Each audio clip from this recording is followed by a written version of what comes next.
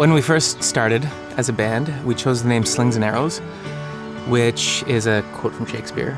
And we really liked that name, and it held...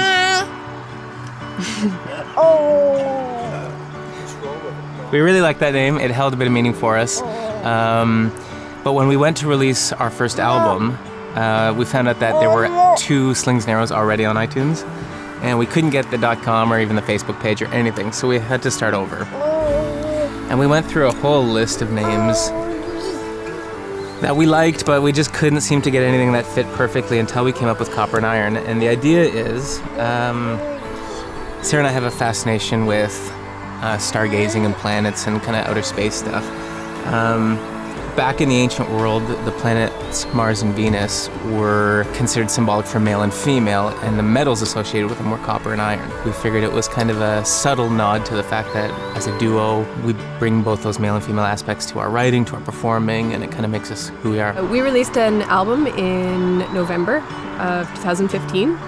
It's a 14-song album of all original music.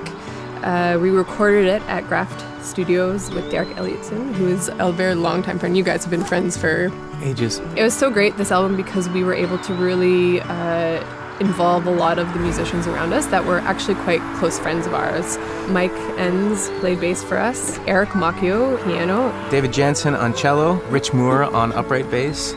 Mark Elliotson is our electric guitar player, and he added some sweet, sweet stuff to the songs. And then all the drums and percussion were handled either by Derek or by Drew Williams. I'm really proud of this album because I was 8.5 months pregnant. 8.5 months pregnant, no breath in my lungs because everything's so smushed up in there.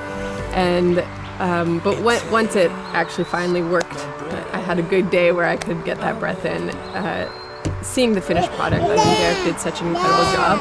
And now seeing this little one, and she'll always be a part of that as well now because she heard me sing every one of those songs inside my belly. The song Jenny and Her Lover, it's just a tragic love song. I think we've learned, not only in our relationship, but I think in people around us, that falling in love is a bit of a double-edged sword. It can either save your life if it goes right, or if it goes wrong, it can ruin your life.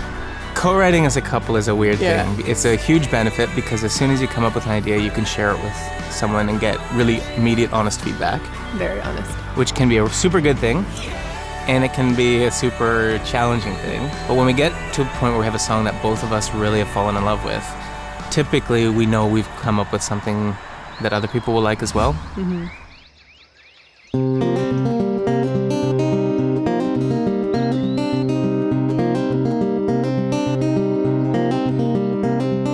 She was not the